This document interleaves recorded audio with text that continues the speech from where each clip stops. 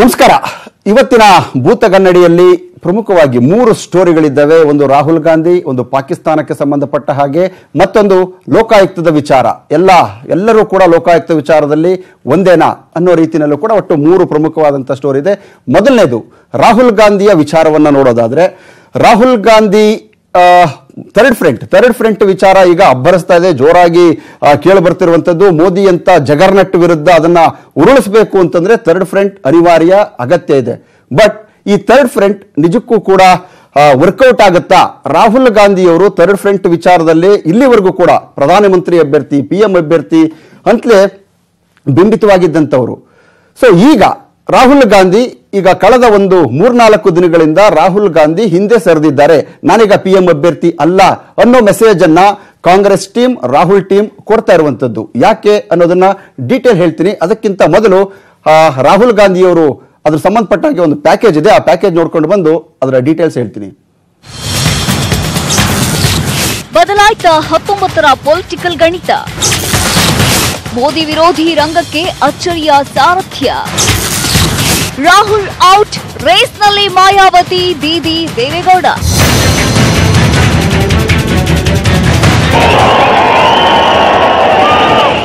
ಹೌದು, ದೇಶದ ರಾಜಕೀಯ ಮಹತ್ವದ ಬೆಳವಣಿಗೆಯೊಂದು ಆಗ್ತಾ ಇದೆ. ತೃತೀಯ ರಂಗದ ಪ್ರಧಾನಿ ಅಭ್ಯರ್ಥಿ ರಾಹುಲ್ ಗಾಂಧಿ ಅಲ್ವಂತೆ. ರಾಹುಲ್ ಗಾಂಧಿಗೆ ಪ್ರಧಾನಿಯಾಗೋ ಆಸೆ ಇಲ್ವಂತೆ.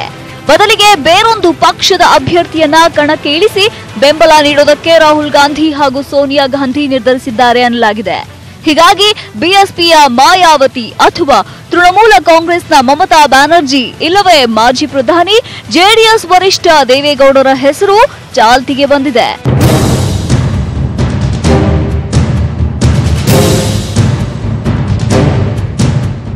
ಉತ್ತರ ಪ್ರದೇಶದ ಮೇಲೆ ಕಣ್ಣಿಟ್ಟಿರೋ ಕಾಂಗ್ರೆಸ್ ಮಾಯಾವತಿ ಅವರನ್ನ PM ಅಭ್ಯರ್ಥಿ ಮಾಡಿ ಆ ಮೂಲಕ ಬಿಜೆಪಿಯ ಗೆಲುವಿನ ಓಟಕ್ಕೆ ಮೊದಲ ಬ್ರೇಕ್ ಹಾಕಬೇಕು ಅಂದ್ಕೊಂಡಿದೆ. HDK CM ಮಾಡಿ ಬಿಜೆಪಿ ದೂರವಿಟ್ಟ ಕಾಂಗ್ರೆಸ್ ಕರ್ನಾಟಕ ಮಾಡೆಲ್ ಅನ್ನೇ ದಿಲ್ಲಿಯಲ್ಲೂ ಪ್ರಯೋಗ ಮಾಡೋದಕ್ಕೆ ಉತ್ಸುಕವಿದ್ದಂತಿದೆ. DK ಶಿವಕುಮಾರ್ ಕೂಡ ಇದಕ್ಕೆ ಪೂರಕವಾಗಿ ಮಾತನಾಡಿದ್ದಾರೆ. ಅವರು ನಮ್ಮ ಪಾರ್ಟಿ ತೀರ್ಮಾನ ನಮ್ಗೆ ರಾಹುಲ್ ಗಾಂಧಿ ಅವರು, ನಮ್ಮ ಪಾರ್ಟಿ ತೀರ್ಮಾನ ರಾಹುಲ್ ಗಾಂಧಿ ಅವರು ದೇಶದ ಹಿತದೃಷ್ಟಿಯಿಂದ ಆ ಮಂಥನ ಯಾವಾಗಲೂ ಕೂಡ ತ್ಯಾಗ ಮಾಡ್ಕೊಂಡು ಬಂದಿದೆ. ಸೋನಿಯಾ ಗಾಂಧಿ ಅವರು ಯಾವತ್ತೂ ಆಗ್ಬೋದಾಗಿತ್ತು, ರಾಹುಲ್ ಗಾಂಧಿನೂ ಪ್ರಧಾನಮಂತ್ರಿ ಆಗ್ಬೋದಾಗಿತ್ತು. ಅವ್ರಿಗೆ ವ್ಯಕ್ತಿಗಿನ್ನ ದೇಶ ಮುಖ್ಯ ಅನ್ನೋದನ್ನ ರಾಹುಲ್ ಗಾಂಧಿ ಅವರು ಪ್ರತಿ ಸಂದರ್ಭದಲ್ಲೂ ಪ್ರತಿಪಾದನೆ ಮಾಡ್ತಾರೆ. ರಾಷ್ಟ್ರಧ್ವಜ ನನ್ನ ಧರ್ಮ ಅಂತ ಹೇಳಿದಂಥವ್ರು ರಾಹುಲ್ ಗಾಂಧಿ ಅವರು. ಸೊ ಹಿಂಗಿರುವಂಥ ಸಂದರ್ಭದಲ್ಲಿ ಅವರು ಒಂದು ವಿಚಾರನ ಬೇರೆಯವ್ರಿಗೂ ಕೂಡ ಎಮರ್ಜ್ ಆಗಿದ್ರೆ ಆಗಲಿ ಅನ್ನೋ ದೃಷ್ಟಿಯಿಂದ ಅವರು ಹೇಳಿಕೆಯನ್ನು ಕೊಟ್ಟಿದ್ದಾರೆ. ಅದರಿಂದ ನಮ್ಮ ನಾಯಕರು ರಾಹುಲ್ ಗಾಂಧಿಯವರೇ, ನಮಗೆ ಈ ದೇಶದ ಪ್ರಧಾನಮಂತ್ರಿ ರಾಹುಲ್ ಗಾಂಧಿಯವರೇ ಆಗಬೇಕು ಅನ್ನೋದು. ಅವ್ರು ಬೇಡ ಅಂತ ಹೇಳ್ಬೋದು. ಅವರು ಅಲ್ಟಿಮೇಟ್ಲಿ ನಾವೆಲ್ಲ ಸೇರಿ, ಎಲ್ಲ ಪಾರ್ಟಿಗಳು ಸೇರಿ ನಾವು ಗೆಲ್ಲಬೇಕು. ಗೆದ್ದಾದ್ಮೇಲೆ ಇಡೀ ರಾಷ್ಟ್ರದ ಪಾರ್ಲಿಮೆಂಟರಿ ಮೆಂಬರ್ಸು ತೀರ್ಮಾನ ಮಾಡ್ತಾರೆ. ರಾಹುಲ್ ಮಾಡ್ತಿರೋದು ತ್ಯಾಗನ, ಪೊಲಿಟಿಕಲ್ ಸ್ಟ್ರಾಟಜಿನ. ಇದೊಂದು ಬಾರಿ ಮೋದಿಯನ್ನ ತಡೆದು ಬಿಟ್ರೆ ಬಿಜೆಪಿಯನ್ನ ಸಡನ್ ನಿರ್ಬಂಧಿಸಬಹುದು ಅನ್ನೋ ಮಹತ್ವಾಕಾಂಕ್ಷೆಯ ಅಥವಾ ರಾಜಕೀಯ ಬಲಹೀನತೆಯ, ಎಲ್ಲದಕ್ಕೂ ಕೆಲವೇ ದಿನಗಳಲ್ಲಿ ಸ್ಪಷ್ಟತೆ ಸಿಗಲಿದೆ. Bureau report, news 18 Kannada. Rahul Gandhi ಏನು ಮಾಡ್ತಾ ಇದ್ದಾರೆ? ತ್ಯಾಗ ಮಾಡ್ತಾ ಇದ್ದಾರಾ? ಅವ್ರು ಮಾಡ್ತಿರೋದು ನಿಜವಾಗ್ಲೂ ತ್ಯಾಗ ಅಂತ ಹೇಳಬಹುದು. ಬಟ್ ಆ ತ್ಯಾಗದ ಹಿಂದೆ ಖಂಡಿತವಾಗ್ಲೂ ಪೊಲಿಟಿಕಲ್ ಸ್ಟ್ರಾಟಜಿ ಇದ್ದೇ ಇದೆ. ರಾಜಕೀಯ ಬಲಹೀನತೆಯ ಅಂದ್ರೆ ಅದು ಹೌದು. ಇಡೀ ದೇಶದಲ್ಲಿ ಸೋತು ಸುಣ್ಣವಾಗಿದೆ ಕಾಂಗ್ರೆಸ್. ಈಗ ನಡು ಬಗ್ಸಿದ್ರೆ ಮಾತ್ರ ಒಂಚೂರು ಬಲ ಬರಬಹುದು. ಹಾಗಾಗಿ ರಾಹುಲ್ ಅದನ್ನ ಬಲಹೀನತೆ ಅಂತಲೇ ಹೇಳಬೇಕಾಗತ್ತೆ. ತ್ಯಾಗದ ನಾಟಕದ ಸ್ಟ್ರಾಟಜಿ. ಅದಕ್ಕೋಸ್ಕರ ಬಲಹೀನತೆಯಿಂದಲೇ ಮಮತಾ, ಮಾಯಾವತಿ, ದೇವೇಗೌಡರು ಸೇರಿದಂತೆ ಹಲವು ರೀಜನಲ್ ನಾಯಕರ ಮುಂದೆ ನಡು ಬಗ್ಗಿಸದೇ ಇದ್ರೆ ಕಾಂಗ್ರೆಸ್ ಪಕ್ಷಕ್ಕೆ ಉಳಿಗಾಲವಿಲ್ಲ.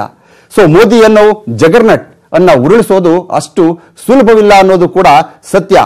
ಹಾಗಾಗಿ ಈಗ ನಡು ಬಗ್ಗಿಸುವ ನಾಟಕ, ತ್ಯಾಗ ಇವೆಲ್ಲವೂ ಕೂಡ ರಾಜಕೀಯ ಮಹತ್ವಾಕಾಂಕ್ಷೆಯ ತಂತ್ರಗಳೇ. ಯಾಕೆ ಈ ಲೆಕ್ಕಾಚಾರ ಸಡನ್ ಆಗಿ ಕೇಳಿ ಬರ್ತಿದೆ? ಯಾಕೆ ರಾಹುಲ್ ಗಾಂಧಿ ಹಿಂದಕ್ಕೆ ಸರಿತಿದ್ದಾರೆ ಅನ್ನೋದಕ್ಕೆ ಹಲವಾರು ಕಾರಣಗಳಿವೆ.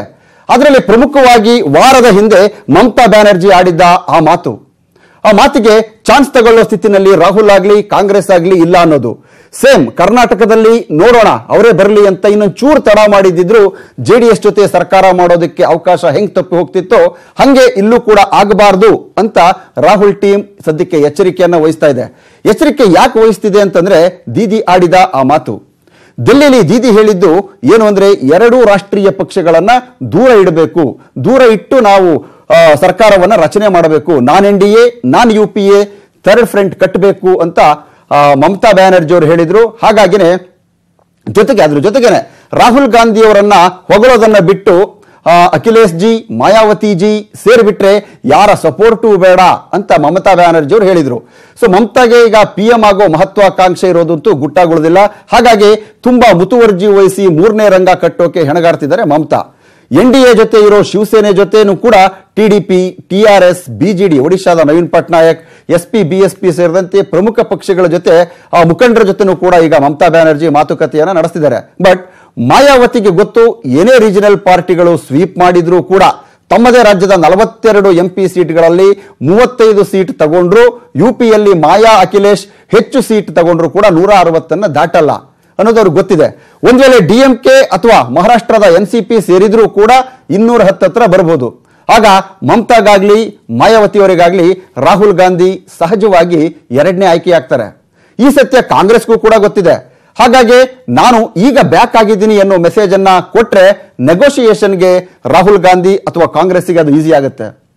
ಏಕೆನ್ ಸ್ಟೇಟ್ ಕರ್ನಾಟಕದಲ್ಲಿ ಆಯ್ತಲ್ಲ ಹಂಗೆ ರಾಹುಲ್ ಅಂದ್ರೆ ಯಾವಾಗ ಕರ್ನಾಟಕದವರು ತುಂಬಾ ಬಾಹ್ಯ ಬೆಂಬಲ, ನಾವು ನಮಗೆ ಯಾವುದೇ ಕರ್ನಾಟಕ ಸರ್ಕಾರದಲ್ಲಿ ಭಾಗಿಯಾಗಲ್ಲ ನಾವು ಅಂತೇಳಿ JDSಗೆ ಸಪೋರ್ಟ್ ಮಾಡಿದ್ರು. ಬಟ್ ಯಾವಾಗ JDS ನ ಪಳಗಿಸ್ಕೊಳ್ತೋ ನಂತರ ಕಾಂಗ್ರೆಸ್ ತನ್ನ ವರಸೆಯನ್ನ ತೋರಿಸೋದಕ್ಕೆ ಶುರು ಮಾಡ್ತು.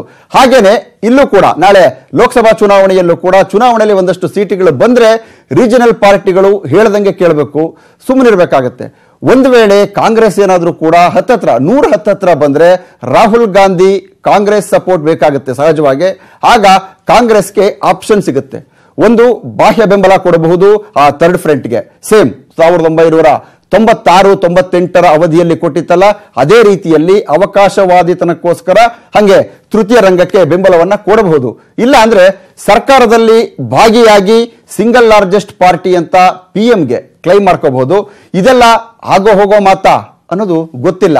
ದೀದಿಗೂ ಕೂಡ ಸ್ಪಷ್ಟವಾಗಿ ಗೊತ್ತಿದೆ ಕಾಂಗ್ರೆಸ್ ಗುಜರಾಲ್ ಹಾಗೂ ನಮ್ಮ ಮಾಜಿ ಪ್ರಧಾನಿ ದೇವೇಗೌಡರಿಗೆ ಹೆಂಗೆ ಕೈ ಕೊಡ್ತು ಕಾಂಗ್ರೆಸ್ ಅನ್ನೋದು. ಸೊ ಅದರ ಅರಿವು ಮಮತಾ ಬ್ಯಾನರ್ಜಿಗೂ ಕೂಡ ಇದೆ. ಹೇಳಿ ಕೇಳಿ ಹಿಂದೆ ಈ ಫ್ರಂಟ್ ನ ಕ್ವಾರಲ್ಸಮ್ ಥರ್ಡ್ ಫ್ರಂಟ್ ಅಂತಲೇ ಕರೀತಾ ಇದ್ರು, ಅಂದ್ರೆ ಜಗಳ ಗಂಟರ ತೃತೀಯ ರಂಗ ಅಂತ ಕರೀತಿದ್ರು. ಸೊ ಅವೆಲ್ಲ ಸರಿ ಹೋಗಬೇಕು. ಮೋದಿ ಪ್ರವಾಹದ ಮುಂದೆ ಇವೆಲ್ಲ ತಂತ್ರಗಳು ಉಳಿತವ ಅನ್ನೋದೇ $1 ಮಿಲಿಯನ್ ಯಕ್ಷ ಪ್ರಶ್ನೆ. ಇದು ರಾಹುಲ್ ಗಾಂಧಿ ಅವರ ಸ್ಟೋರಿ. ಆದ್ರೆ ಇನ್ನು ನೆಕ್ಸ್ಟ್ ಸ್ಟೋರಿಗೆ ಹೋಗೋದಾದ್ರೆ ಲೋಕಾಯುಕ್ತ ವಿಚಾರ. ಲೋಕಾಯುಕ್ತ ಅಂತಂದ್ರೆ ಎಂತ ಭ್ರಷ್ಟರಿಗೂ ಕೂಡ ಒಂದು ಕಾಲದಲ್ಲಿ ಸಿಂಹ ಸ್ವಪ್ನವಾಗಿತ್ತು. ಜನತಾ ಪರಿವಾರ ಇದೆ, ಈಗೇನು ಕುಮಾರಸ್ವಾಮಿ ಅವರ ಸರ್ಕಾರ ಇದೆ, ಈ ಕುಮಾರಸ್ವಾಮಿಯವರ ಹಿಂದೆ ಜನತಾ ಪರಿವಾರದ ರಾಮಕೃಷ್ಣ ಹೆಗಡೆಯವರು ತುಂಬಾ ಮಹತ್ವಾಕಾಂಕ್ಷೆಯಿಂದ ಕಟ್ಟಿದಂತ ಸಂಸ್ಥೆ ಲೋಕಾಯುಕ್ತ ಸಂಸ್ಥೆ. ಅದು ನಂತರದಲ್ಲಿ ಅದರ ಗುಮ್ಮ ಇಡೀ ಸರ್ಕಾರಗಳನ್ನೇ ಕಾಡ್ತಾ ಇದೆ. ಸೊ ಹಾಗಾಗಿ ಈಗ ಆ ಲೋಕಾಯುಕ್ತ ಸಂಸ್ಥೆಯ ಪೊಲೀಸ್ ವಿಂಗ್ಗೆ ಇನ್ನು 6 ತಿಂಗಳು ಟೈಮ್ ಇದೆ ಅಷ್ಟೇ. ಆಯಸ್ ಅಂತ ಆದ್ರೆ ಲೋಕಾಯುಕ್ತ ಇಲಾಖೆಯನ್ನು ಬಲಗೊಳಿಸೋದಕ್ಕೆ ಕುರಿತಾಗಿ ನ್ಯೂಸ್ 18 ಕನ್ನಡ ಇವತ್ತು ದಿನಪೂರ್ತಿ ಅಭಿಯಾನವನ್ನು ಕೂಡ ನಡೆಸಿದೆ. ರಾಜ್ಯದ ಹಲವು ಭಾಗಗಳಿಂದ ಅದಕ್ಕೆ ಉತ್ತಮವಾದ ಬೆಂಬಲನೂ ಕೂಡ ಸಿಕ್ಕಿದೆ. ಭರವಸೆಗಳಿಗೂ ವಾಸ್ತವಕ್ಕೂ ಅಜಗಜಾಂತರ ವ್ಯತ್ಯಾಸವಿದೆ. ಸಾಲ ಮನ್ನಾ ವಿಚಾರದಲ್ಲಿ ಆಗಿದ್ದೂ ಇದೆ. ಅಧಿಕಾರಕ್ಕೆ ಬಂದೇ ಬರ್ತೀನಿ ಅನ್ನೋ ಗ್ಯಾರಂಟಿ ಇತ್ತೋ ಇಲ್ವೋ, ಚುನಾವಣಾ ಅಖಾಡದಲ್ಲಿ ಮಾತ್ರ ಸಂಪೂರ್ಣ ಸಾಲ ಮನ್ನಾ ಅಂದ್ಬಿಟ್ಟಿದ್ರು ಕುಮಾರಸ್ವಾಮಿ. ಮೈತ್ರಿಯ ಮರುಕ್ಷಣದಿಂದಲೇ ಈ ವಿಚಾರದಲ್ಲಾದ ಗೊಂದಲ ಗದ್ದಲ ಎಲ್ಲವೂ ಈಗ ಇತಿಹಾಸ. ಎಚ್ಡಿಕೆ ಭರವಸೆ ಹುಟ್ಟಿಸಿದ್ದ ಇಂಥದ್ದೇ ಮತ್ತೊಂದು ವಿಚಾರದ ಬಗ್ಗೆ ನ್ಯೂಸ್ 18 ವಿಶೇಷ ಅಭಿಯಾನ ಮಾಡಿ ಬೆಳಕು ಚೆಲ್ಲಿದೆ. ಅದೇ ಲೋಕಾಯುಕ್ತ ಸಬಲೀಕರಣ. ಚುನಾವಣೆ ವೇಳೆ ಲೋಕಾಯುಕ್ತದ ಪರ ಮಾತನಾಡಿದ ಎಚ್ಡಿಕೆ ಲೋಕಾಯುಕ್ತದ ಶಕ್ತಿ ಕುಂದಿಸೋ ಪ್ರಯತ್ನಗಳ ವಿರುದ್ಧ ದನಿ ಎತ್ತಿದ್ರು. ಅದೇ ಎಚ್ಡಿಕೆ ಈಗ ಸಿಎಂ. ಆದ್ರೆ ಇನ್ನಾರು ತಿಂಗಳಲ್ಲಿ ಲೋಕಾಯುಕ್ತದ ಆಯುಷ್ಯ ಮುಗಿದ್ರೂ ಹೆಚ್ಚಿಲ್ಲ ಎಂಬಂತ ಆತಂಕದ ವಾತಾವರಣ ಈಗ ಕಾಣಿಸ್ತಾ ಇದೆ. ಹೌದು, ಲೋಕಾಯುಕ್ತ ದಾಖಲೆಗಳೇ ಹೇಳೋ ಪ್ರಕಾರ ಸದ್ಯ 50 ಕೇಸ್ಗಳು ಬಾಕಿ ಇವೆ. ಈ ಪ್ರಕರಣಗಳಲ್ಲಿ ಚಾರ್ಜ್ ಶೀಟ್ ಹಾಕಿದ್ರೆ ಲೋಕಾಯುಕ್ತ ಪೊಲೀಸ್ ವಿಂಗ್ ಕೆಲಸ ಮುಗೀತು ಅಂತಾನೆ ಹೇಳಲಾಗ್ತಾ ಇದೆ. ಎಸಿಬಿ ರಚನೆಯಾದಾಗ ಲೋಕ ಪೊಲೀಸರ ಬಳಿ 750 ಕೇಸ್ಗಳಿದ್ವು. 2 ವರ್ಷಗಳಲ್ಲಿ 700 ಕೇಸ್ಗಳ ಕೆಲಸ ಮುಗಿಸಿದೆ ಪೊಲೀಸ್ ವಿಂಗ್. ಉಳಿದಿರೋ 50 ಕೇಸ್ ಮುಗಿಸೋಕೆ 6 ತಿಂಗಳು ಸಾಕಂತೆ. ಹಳೆ ಕೇಸ್ ವಿಚಾರಣೆ ಮುಗಿಸಿದ್ರೆ ಪೊಲೀಸ್ ವಿಂಗ್ಗೆ ಯಾವುದೇ ಕೆಲಸನೂ ಇರೋದಿಲ್ಲ. ಪೊಲೀಸ್ ವಿಂಗ್ ಹೊರತುಪಡಿಸಿ ಲೋಕಾಯುಕ್ತದಲ್ಲಿ 325ಕ್ಕೂ ಹೆಚ್ಚು ಸಿಬ್ಬಂದಿ ಇದ್ದಾರೆ. ಲೋಕಾಯುಕ್ತದಲ್ಲಿರೋ ನೌಕರರಿಗೆ ತಿಂಗಳಿಗೆ 1.10 ಕೋಟಿ ಸಂಬಳ ಪಾವತಿಯಾಗ್ತಾ ಇದೆ. ಪೊಲೀಸ್ ವಿಂಗ್ನ ಸಂಬಳ 95 ಲಕ್ಷ ರೂಪಾಯಿ. ಒಟ್ಟು ತಿಂಗಳಿಗೆ 2 ಕೋಟಿಗೂ ಹೆಚ್ಚು ಸಂಬಳಕ್ಕೆ ಮೀಸಲಾಗ್ತಾ ಇದೆ. ಹೋಗ್ಲಿ, ಏನಾದ್ರೂ ಪ್ರಯೋಜನ ಆಗ್ತಿದ್ಯಾ ಅಂತ ನೋಡಿದ್ರೆ ಕಳೆದ 2 ವರ್ಷಗಳಿಂದ ಕನ್ವಿಕ್ಷನ್ ರೇಟ್ 10% ದಾಟಿಲ್ಲ. ಸೊ ಕೇಸ್ ಇಲ್ದಿದ್ರು ಸಿಬ್ಬಂದಿಗೆ ಮಾತ್ರ ಭಾರಿ ಸಂಬಳ ಸಿಗ್ತಾ ಇದೆ. ಲೋಕಾಯುಕ್ತಕ್ಕೆ ಹಿಂದೆ ಇದ್ದ ಪೊಲೀಸ್ ಪವರ್ ಈಗಿಲ್ಲ. ಈಗ ಉಳಿದಿರೋದು ಜುಡಿಷಿಯಲ್ ಪವರ್ ಮಾತ್ರ. ದೂರು ಆಧರಿಸಿ ಸರ್ಕಾರಕ್ಕೆ ವರದಿ ಕಳಿಸ್ಕೊಡ್ಬೇಕಾಗಿದೆ. ಮಾರ್ಗದರ್ಶನ ಮಾಡೋದು, ಶಿಸ್ತು ಕ್ರಮಕ್ಕೆ ಶಿಫಾರಸ್ಸಿನ ಅಧಿಕಾರವಷ್ಟೇ ಲೋಕಾಯುಕ್ತದ ಬಳಿ ಇರೋದು. ಆದ್ರೆ ಸರ್ಕಾರ ಲೋಕಾಯುಕ್ತ ಶಿಫಾರಸು ಒಪ್ಪಲೇಬೇಕು ಅಂತೇನಿಲ್ಲ. ಸೊ ಎಸಿಬಿ ರಚನೆಯಿಂದ ಲೋಕಾಯುಕ್ತ ಸಂಪೂರ್ಣವಾಗಿ ಡಮ್ಮಿ ಆಗಿದೆ. ಯಾವ ರಾಜಕೀಯ ಪಕ್ಷಕ್ಕೂ ಬಲಿಷ್ಠವಾದ ಲೋಕಾಯುಕ್ತ ಸಂಸ್ಥೆ ಬೇಡ. ಇವತ್ತು ಲೋಕಾಯುಕ್ತ ಸಂಸ್ಥೆಯಲ್ಲಿರುವಂತಹ ಪೊಲೀಸ್ ಅಧಿಕಾರಿಗಳಿಗೆ ಬರೀ ಹಿಂದೆ ವಿಚಾರಣೆ ಮಾಡಿದಂತ ಕೇಸ್ಗಳನ್ನ ಮುಂದುವರಿಸುವ ಅಧಿಕಾರ ಮಾತ್ರ ಇದೆ ಹೊರತು ಹೊಸ ಕೇಸ್ಗಳನ್ನ ಪಡ್ಕೊಳ್ಳುವಂತ ಅಧಿಕಾರ ಇಲ್ಲ. ಲೋಕಾಯುಕ್ತದ ಪೊಲೀಸರು ಯಾರು ಜಸ್ಟಿಸ್ ಸಂತೋಷ್ ಹೆಗಡೆ ಅವರ ನಿಯಂತ್ರಣದೊಳಗೆ, ಅವ್ರ ಕಂಟ್ರೋಲ್ದೊಳಗಿರುವಾಗ ಏನೊಂದು ಉತ್ಕೃಷ್ಟ ಕೆಲಸವನ್ನ ಮಾಡಿದ್ರು. ಆ ಕೆಲಸ ಎಸಿಬಿಯಿಂದ ಎಂದೂ ಸಾಧ್ಯ ಇಲ್ಲ. ಇದೆಲ್ಲದಕ್ಕೂ ಕಳಶವಿಟ್ಟಂತೆ ಲೋಕಾಯುಕ್ತದಲ್ಲಿ ಕೆಲಸವಿಲ್ಲದೆ ಭಜನೆ ಮಾಡ್ತಾ ಇದ್ದ ದೃಶ್ಯಗಳು ಎಲ್ರಿಗೂ ಶಾಕ್ ನೀಡಿವೆ.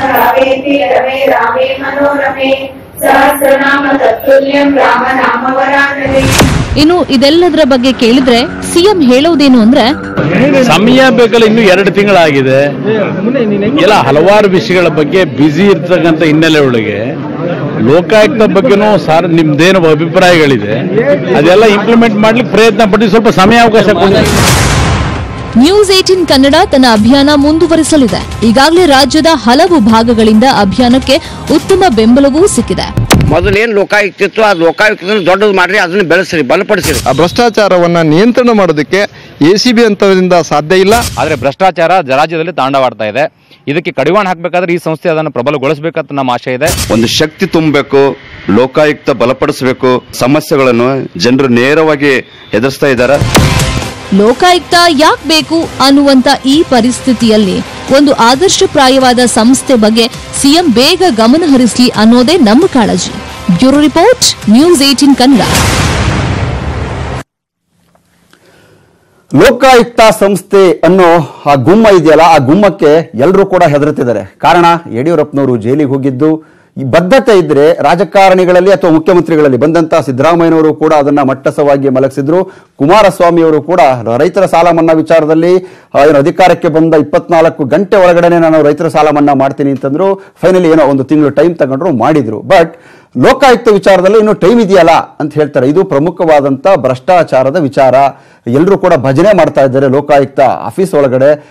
ಪ್ರಮುಖವಾಗಿ ಅದಕ್ಕೊಂದು ಬದ್ಧತೆ ಬೇಕಾಗುತ್ತೆ, ಕಮಿಟ್ಮೆಂಟ್ ಬೇಕಾಗುತ್ತೆ. ತಾನು ಅಂದ್ರೆ ಯಾರು ಸರ್ಕಾರವನ್ನು ನಡೆಸ್ತಾರೆ ಅವರ ಒಳಗಡೆ ನಾನು ಏನೂ ತಪ್ಪು ಮಾಡಲ್ಲ, ಒಂದೇ ಒಂದು ನಯಾ ಪೈಸೆಯಷ್ಟು ದ್ರೋಹವನ್ನ ಭ್ರಷ್ಟಾಚಾರವನ್ನ ಮಾಡಲ್ಲ ಅನ್ನೋ ಗಟ್ಟಿತನ ಇದ್ರೆ ಮಾತ್ರ ಲೋಕಾಯುಕ್ತ ಸಂಸ್ಥೆಗೆ ಮರುಜೀವ ಪಡೆಯುತ್ತೆ.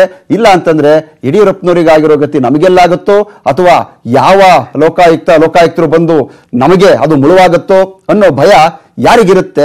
ಸೊ ಅವರು ಈ ಲೋಕಾಯುಕ್ತ ಸಂಸ್ಥೆನನ್ನ ಒಂದು ಬಲಿಷ್ಠ ಮಾಡೋದಕ್ಕೆ, ಅದನ್ನ ಸಬಲೀಕರಣ ಮಾಡೋದಕ್ಕೆ ಹಿಂದೇಟಾಗ್ತಾ ಇರುವಂತದ್ದು. ಅದರ್ವೈಸ್ ಬದ್ಧತೆ ಇದ್ರೆ, ಪ್ರಾಮಾಣಿಕತೆಯ ಪರಮಾವಧಿ ಅವರ ಹತ್ರ ಇದ್ರೆ ಅಂಥವ್ರು ಮಾತ್ರ ಲೋಕಾಯುಕ್ತ ಸಂಸ್ಥೆನ ಬಲಪಡಿಸ್ತಾರೆ.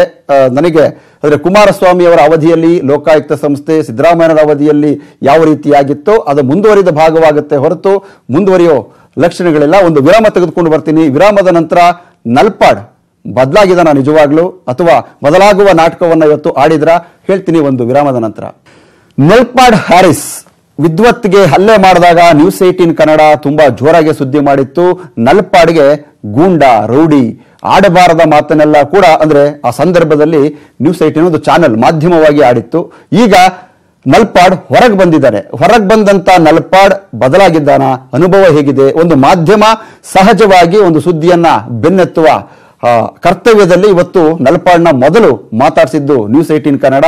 ಆ ಸಂದರ್ಭದಲ್ಲಿ ನ್ಯೂಸ್ 18 ಕನ್ನಡಕ್ಕಿದ್ದಂತ ಕಾಳಜಿ, ಒಬ್ಬ ವ್ಯಕ್ತಿ ಜೈಲಲ್ಲಿ 4 ತಿಂಗಳು ಕಳೆದಂತ ಒಬ್ಬ ವ್ಯಕ್ತಿ ಗೂಂಡಾ, ರೌಡಿ, ಶಾಂತಿನಗರದ MLA ಮಗನಾಗಿ ಏನೇನೆಲ್ಲ ಅನುಭವಗಳನ್ನ ಪಡೆದಿದ್ದಾನೆ, ಬದಲಾಗಿದ್ದಾನ ಅಥವಾ ಬದಲಾಗಿರೋ ತರಕ್ಕೇನಾದ್ರೂ ಈಗ ಒಂದಷ್ಟು ಸಹಜವಾಗಿ ಬದಲಾವಣೆಗಳಾಗಿದ್ದಾವೆ ಮತ್ತು ಅಲ್ಲಿರುವಂತಹ ಅನುಭವಗಳು ಏನಾಗಿರ್ತವೆ ಅನ್ನೋದನ್ನ ತಿಳ್ಕೊಳ್ಳೋ ಒಂದು ಪ್ರಯತ್ನದಲ್ಲಿ ಇವತ್ತು ನ್ಯೂಸ್ 18 ಪ್ರಯತ್ನ ಮಾಡಿದಾಗ ಮೊಟ್ಟ ಮೊದಲ ಬಾರಿಗೆ ಜೈಲಿಂದ ಹೊರಗೆ ಬಂದು ನ್ಯೂಸ್ 18 ಒಂದು ಇಂಟರ್ವ್ಯೂ ಕೊಟ್ಟಿದ್ದಾನೆ ನಲ್ಪಾಡ್.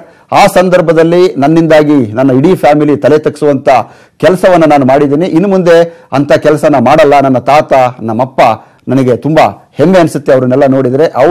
ಅವರಿಗೆ ನಾನು ಅನ್ಯಾಯ ಮಾಡಿದೆ ಅನ್ನೋ ಮಾತನ್ನ ನಲ್ಪಾಡ್ ಹ್ಯಾರಿಸ್ ಆಡಿರುವಂತದ್ದು. ನಲ್ಪಾಡ್ ಹ್ಯಾರಿಸ್ ಏನ್ ಮಾತನಾಡಿದ್ರು ಒಂದ್ಸಲ ನೋಡಿ. ಮೊದಲನೇದಾಗಿ ನನಗೆ ನನ್ನ ಕುಟುಂಬ ಅಂದ್ರೆ ಭಾರಿ ಪ್ರೀತಿ, ನನ್ನ ಫ್ಯಾಮಿಲಿ ನನಗೆಲ್ಲ. ಈ ಘಟನೆ ನಡೆದಾಗಿಂದ ಎಲ್ಲದಕ್ಕಿಂತ ಜಾಸ್ತಿ ನೋವಾಗಿರೋದು ನನ್ನ ಫ್ಯಾಮಿಲಿಗೆ. ಆ ಫ್ಯಾಮಿಲಿಗೆ ನಾನು ಇನ್ಮೇಲೆ ನೋವು ಬರ್ದೇ ಇರಂಗೆ ನಡ್ಕೊಬೇಕು ಅಂತ ನಂದೊಂದು ಆಸೆ. ಅದಂದ್ರೆ ನಾನು ಇದ್ರ ಮುಂಚೆ ನೋವು ತರಂಗ್ ಮಾತಾಡ್ತಾ ಇದ್ದೆ, ನಡ್ಸ್ಕೊಡ್ತಾ ಇದ್ದೆ ಅಂತ ನಾನು ಯಾವತ್ತೂ ಆಕ್ಸೆಪ್ಟ್ ಮಾಡಲ್ಲ. ಆ ಮೂಮೆಂಟ್ ಅಲ್ಲಿ ಈ 4 ತಿಂಗಳಲ್ಲಿ ನಾನು ಪಟ್ಟಿರೋ ಕಷ್ಟ, ಆ ಕಷ್ಟದಿಂದ ನಾನು ಕಲ್ತಿರೋ ರೀಸನ್ಸ್ ಏನಂದ್ರೆ, ಏನೇ ಮಾಡಿದ್ರು ಫಸ್ಟ್ ಫ್ಯಾಮಿಲಿಯನ್ನ ನಾವು ನಮ್ಮಿಂದ ಫ್ಯಾಮಿಲಿಗೆ ನೋವು ಬರಬಾರ್ದು ಅಂತ ಇರೋ ಒಂದು ವಿಚಾರನ ಕಲ್ತಿದ್ದೀನಿ ಮೇಡಮ್. ನೀರು ಜನ ನಮ್ಮ ಹತ್ರ ಬಂದು ಶಾಂತಿನಗರ ಜನ ಎಲ್ಲಾದ್ರೂ ಒಂದ್ಸರಿ ನೀರ್ ಬರಲ್ಲ ಅಂತ ಹೇಳಿದ್ರೆ ನನ್ಗೆ ಆ ಕಷ್ಟ ಏನು ಅಂತ ಅರ್ಥ ಆಗಿರ್ಲಿಲ್ಲ ಮೇಡಮ್. ಯಾವತ್ತು ನಮ್ಮನೇಲಿ ಟ್ಯಾಪ್ ಆನ್ ಮಾಡಿದ ತಕ್ಷಣ ನೀರ್ ಬರುತ್ತೆ, ನನಗೆ ಅದ್ರ ಕಷ್ಟ ಏನು ಅಂತ ಗೊತ್ತಿರ್ಲಿಲ್ಲ. ಈ 4 ತಿಂಗಳಲ್ಲಿ ನಾನು ಅಲ್ಲಿರುವಾಗ ರಾತ್ರಿ ಹೊತ್ತಲ್ಲಿ ಟಾಯ್ಲೆಟ್ ಹೋಗಿ ನೀರಿಲ್ದೆ ಇರುವಾಗ ಪಟ್ಟಿರೋ ಕಷ್ಟ, ಆವತ್ತು ನನಗೆ ಈ ಜನ ನನ್ನ ಹತ್ರ ಹೇಳಿರೋ ಕಂಪ್ಲೇಂಟ್ ಬಗ್ಗೆ ಏನು ಕಷ್ಟ ಅಂತ ಅರ್ಥ ಆಯ್ತು ಮೇಡಮ್. ನಾವು ಅಷ್ಟು ಸಿಂಪಲ್ ಆಗಿ ತಗೊಳ್ಳೋ ವಿಚಾರ ಅಲ್ಲ ಅದು. ಇನ್ ಮುಂದೆ ನಾವು ಅದನ್ನ ತುಂಬಾ ಸೀರಿಯಸ್ ಆಗಿ ತಗೊಳ್ಳೋ ಸ್ಟೇಟ್ಗೆ ದೇವ್ರು ನನಗೆ ಇದನ್ನ ನಾನೊಂದು ಲೆಸನ್ ಆಗಿ ತಗೊಂಡಿದ್ದೀನಿ ಮೇಡಮ್. ನನಗೆ ಭಯೋತ್ಪಾದಕರ ಸ್ವರ್ಗ ಪಾಕಿಸ್ತಾನದಲ್ಲಿ ಇವತ್ತು ಸಾರ್ವತ್ರಿಕ ಚುನಾವಣೆ ನಡೆಯಿತು. 20ಕ್ಕೂ ಹೆಚ್ಚು ಪಕ್ಷಗಳು ಇವತ್ತು ರೇಸ್ನಲ್ಲಿದ್ದರೂ ಕೂಡ ಪ್ರಮುಖವಾಗಿ ಫೈಟ್ ಇದ್ದಿದ್ದು 4 ಪಕ್ಷಗಳ ನಡುವೆ. ಅದರಲ್ಲೂ ವಿಶ್ಲೇಷಕರ ಪ್ರಕಾರ ಅಧಿಕಾರದ ಚುಕ್ಕಾಣಿ ಹಿಡಿಯೋ ನಿರೀಕ್ಷೆ ಹುಟ್ಟಿಸಿರುವಂತದ್ದು 2 ಪಕ್ಷಗಳು. ಪಾಕಿಸ್ತಾನ ಚುನಾವಣೆ ಭಾರತಕ್ಕೂ ಕೂಡ ಅಷ್ಟೇ ಪ್ರಮುಖವಾದದ್ದು. ಯಾಕಂದ್ರೆ ಕಳೆದ 70 ವರ್ಷಗಳಲ್ಲಿ ಭಾರತ ಪಾಕ್ ಸಂಬಂಧ ಯಾವತ್ತೂ ಕೂಡ ಉತ್ತಮವಾಗಿಲ್ಲ. ಈಗ ಆಡಳಿತ ಚುಕ್ಕಾಣಿ ಹಿಡಿಯೋ ಪಕ್ಷ ಯಾವುದು ಅನ್ನೋದರ ಮೇಲೆ ಭಾರತ ಪಾಕ್ ಸಂಬಂಧ ಉತ್ತಮವಾಗತ್ತಾ ಇಲ್ವಾ ಅನ್ನೋದು ನಿರ್ಧಾರವಾಗಲಿರುತ್ತೆ.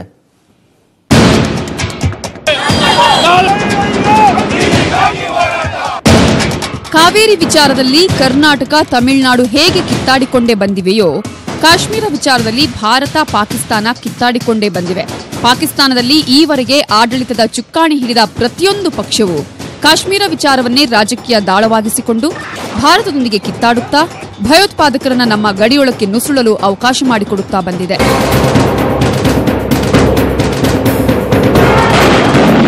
ಭಾರತದಿಂದ ಬೇರ್ಪಟ್ಟ ಬಳಿಕ ಅಂದ್ರೆ ಕಳೆದ 70 ವರ್ಷಗಳ ಪಾಕಿಸ್ತಾನದ ಇತಿಹಾಸದಲ್ಲಿ ಬಹುಪಾಲು ಸೇನೆಯದ್ದೇ ಆಡಳಿತವಿತ್ತು. ಇವತ್ತು ನಡೆದ ಮತದಾನದಲ್ಲೂ ಸೇನೆಯದ್ದೇ ಪಾರುಪತ್ಯ. ಚುನಾವಣಾ ಆಯೋಗವನ್ನೇ ಸೇನೆ ಓವರ್ಟೇಕ್ ಮಾಡಿದಂತೆ ಕಂಡುಬಂತು. ಇನ್ನು ಕಣದಲ್ಲಿ ಅತಿ ಹೆಚ್ಚು ಮುಸ್ಲಿಂ ಮೂಲಭೂತವಾದಿಗಳು ಇರೋದು ಪಾಕಿಸ್ತಾನದ ಮಟ್ಟಿಗೆ ಆತಂಕದ ವಿಚಾರ. ಇವತ್ತು ಒಟ್ಟು 342 ಸ್ಥಾನಗಳಿಗೆ ಚುನಾವಣೆ ನಡೆದಿದ್ದು, ಸರ್ಕಾರ ರಚನೆಗೆ 172 ಸ್ಥಾನ ಬೇಕು. ಪ್ರಮುಖ 4 ಪಕ್ಷಗಳ ನಡುವೆ ಜಿದ್ದಾಜಿದ್ದಿನ ಪೈಪೋಟಿ ಇದ್ದು 24 ಗಂಟೆಗಳೊಳಗೆ ಫಲಿತಾಂಶ ಪ್ರಕಟವಾಗಲಿದೆ. ಪದಚ್ಯುತ ಪ್ರಧಾನಿ ನವಾಜ್ ಶರೀಫ್ ನೇತೃತ್ವದ ಆಡಳಿತಾರೂಢ ಪಾಕಿಸ್ತಾನ ಮುಸ್ಲಿಂ ಲೀಗ್, ಮಾಜಿ ಕ್ರಿಕೆಟಿಗ ಇಮ್ರಾನ್ ಖಾನ್ ಅವರ ಪಾಕಿಸ್ತಾನ ತೆಹರಿಕ್ ಎ ಇನ್ಸಾಫ್, ದಿವಂಗತ ಮಾಜಿ ಪ್ರಧಾನಿ ಬೆನ್ಜೀರ್ ಭುಟ್ಟೋ ಮಗ ಬಿಲಾವಲ್ ಭುಟ್ಟೋ ಜರ್ದಾರಿ ಮುಖಂಡತ್ವದ ಪಾಕಿಸ್ತಾನ್ ಪೀಪಲ್ಸ್ ಪಾರ್ಟಿ ಹಾಗೂ ಅಬ್ದುಲ್ ಗಫಾರ್ ಖಾನ್ ಅವರ ಮೊಮ್ಮಗ ಅಸ್ಫಾಂದ್ಯಾರ್ ವಾಲಿ ಖಾನ್ ಅವರ ಅವಾಮಿ ನ್ಯಾಷನಲ್ ಪಾರ್ಟಿ ಪ್ರಮುಖವಾಗಿ ಕಣದಲ್ಲಿವೆ.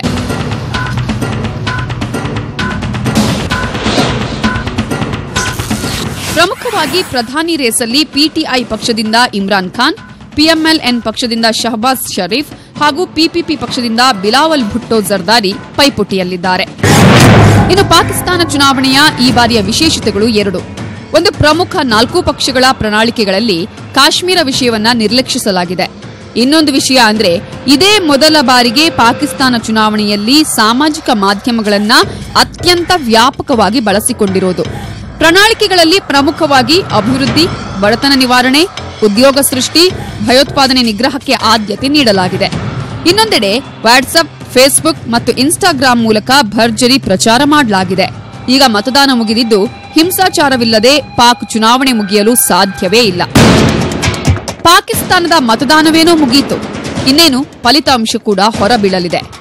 But what India can expect from this elections? ಪಾಕಿಸ್ತಾನದಲ್ಲಿ ಯಾವ ಪಕ್ಷ ಅಧಿಕಾರಕ್ಕೆ ಬರಲಿದೆ? ಯಾವ ಪಕ್ಷ ಅಧಿಕಾರಕ್ಕೆ ಬಂದ್ರೆ ದ್ವಿಪಕ್ಷೀಯ ಸಂಬಂಧಗಳು ಬಲಗೊಳ್ಳಲಿವೆ? ಕಾಶ್ಮೀರ ಸಮಸ್ಯೆ ಬಗೆಹರಿಯಬೇಕಿದ್ರೆ ಯಾವ ಪಕ್ಷ ಅಧಿಕಾರದ ಚುಕ್ಕಾಣಿ ಹಿಡಿಯಬೇಕು ಎಂಬ ಚರ್ಚೆಗಳು ಭಾರತದಲ್ಲಿ ನಡೀತಿರೋದು ಸುಳ್ಳಲ್ಲ. ಇನ್ನು ಪ್ರಜಾಸತ್ತಾತ್ಮಕ ನಿಲುವು ಹೊಂದಿರುವ, ಪ್ರಗತಿಪರ ಧೋರಣೆಗಳನ್ನೂ ಹೊಂದಿರುವ ಮಾಜಿ ಕ್ರಿಕೆಟಿಗ ಇಮ್ರಾನ್ ಖಾನ್ ಅವರ ಪಿಟಿಐ ಪಕ್ಷ ಏನಾದರೂ ಅಧಿಕಾರಕ್ಕೆ ಬಂದ್ರೆ ಭಾರತಕ್ಕೆ ಅನುಕೂಲವಾಗಲಿದೆ ಅನ್ನೋದು ವಿಶ್ಲೇಷಕರ ವಾದ. ಇಮ್ರಾನ್ ಖಾನ್ ಅಧಿಕಾರದ ಚುಕ್ಕಾಣಿ ಹಿಡಿದ್ರೆ ಕಾಶ್ಮೀರ ಸಮಸ್ಯೆಗೆ ಶಾಶ್ವತ ಪರಿಹಾರ ಸಿಗಬಹುದು, ಭಾರತದೊಂದಿಗೆ ಉತ್ತಮ ಸಂಬಂಧ ಬೆಳೆಯಬಹುದು ಎಂಬ ನಿರೀಕ್ಷೆ ಇದೆ. ಆದರೆ ಪಾಕಿಸ್ತಾನ ಸೇನೆಯನ್ನ ಭಾರತ ದುರ್ಬಲಗೊಳಿಸಲು ಪ್ರಯತ್ನಿಸುತ್ತಿದೆ ಅಂತ ಇದೇ ಇಮ್ರಾನ್ ಖಾನ್ ಹೇಳಿರೋದು ಕಾಶ್ಮೀರ ಸಮಸ್ಯೆ ಬಗೆಹರಿಯುತ್ತಾ ಎಂಬ ಅನುಮಾನಕ್ಕೆ ಕಾರಣವಾಗಿದೆ. ಇತ್ತ ಇದೇ ಚುನಾವಣೆಯಲ್ಲಿ ಮುಂಬೈ ಭಯೋತ್ಪಾದಕ ದಾಳಿ ಸಂಚುಕೋರ ಹಫೀಜ್ ಸಯೀದ್ ನೇತೃತ್ವದ ಜಮಾತ್ ಉದ್ ದಾವಾ ಸಂಘಟನೆ 200ಕ್ಕೂ ಹೆಚ್ಚು ಅಭ್ಯರ್ಥಿಗಳನ್ನು ಕಣಕ್ಕಿಳಿಸಿದೆ.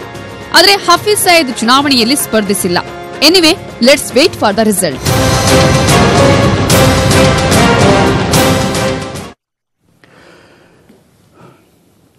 ಇದು ಇವತ್ತಿನ ಭೂತಗನ್ನಡಿ. ನಮಸ್ಕಾರ.